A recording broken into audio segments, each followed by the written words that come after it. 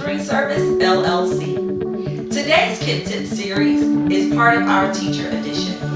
What is KIP Tips? KIP Tips is a way for us to share with you, teachers, parents, and students, tricks, tips, and strategies that will help to make learning fun, engaging, and effective. Today's KIP Tip is going to be for drafting class rules.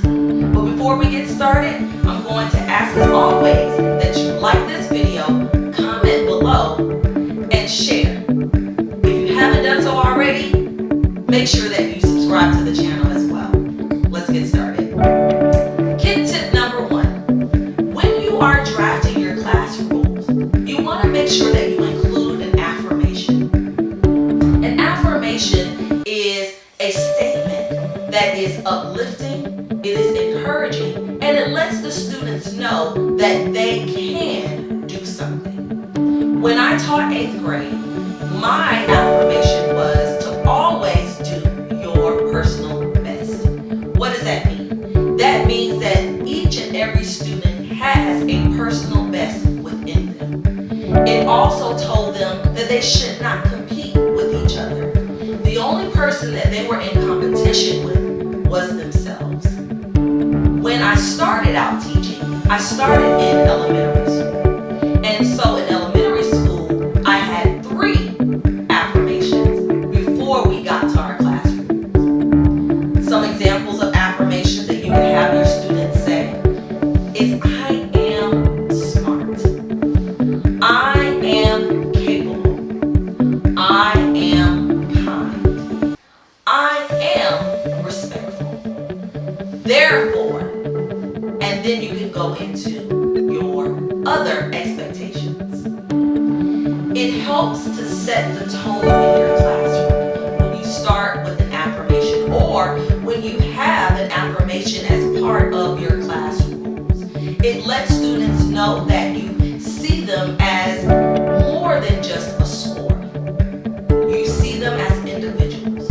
It lets them know that you believe in them. It lets them know that they should believe in themselves, that no matter how many times they have been told otherwise, that they are special. And so again, I would encourage you to add an affirmation to your classroom. KIP tip number 2, state what you want to see. What does that mean? We don't want to start your class rules with don't. Don't hit. Don't talk out of turn. Don't run. Instead, you want to state what you do want to see. Keep your hands and objects to yourself. Walk in the hallway. Talk using your inside voice when given permission. This will take out the guesswork for students. And what am I supposed to do? I remember I had a rule that said raise your hand in order to speak. That's stating what I wanted to see, right? Kind of. Because what ended up happening was students would raise their hand, but then they would start talking at the same time. So they followed the rule because I did say to raise your hand when you want to speak, but I didn't tell them to raise your hand and wait in order to speak. So I had to kind of add in that wait part in order to cut out that raising your hand and talking at the same time, right? So just make sure that when you are drafting your class rules that you state what you want to see. Lastly, KIP tip number 3, consider your grade level.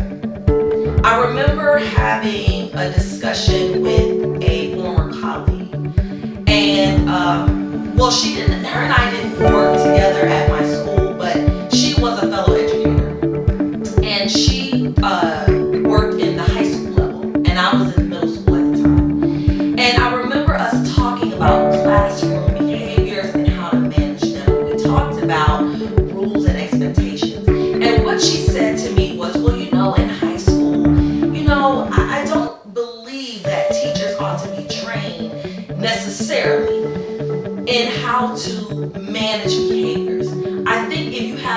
engaging lesson plans, then that will automatically address classroom misbehavior. And it kind of gave me something to think about, right? We didn't really see eye to eye about it, but I understood where she was coming from, right? As students go from elementary to middle school to high school, their behaviors become, I'm gonna say, a little bit more manageable because they are becoming a little bit more mature, right? Or maybe the behaviors are a little bit different because they're in high school versus elementary school. Nevertheless, you ought to consider your grade level as you begin to draft your classroom rules. Think about where they are in terms of their maturity level. Think about where they are and what you see, depending on what level you teach. In high school, I would say they still need to understand the parameters, the borders, the limitations in which they are to work within. And I still believe that whatever that may be, it needs to be posted.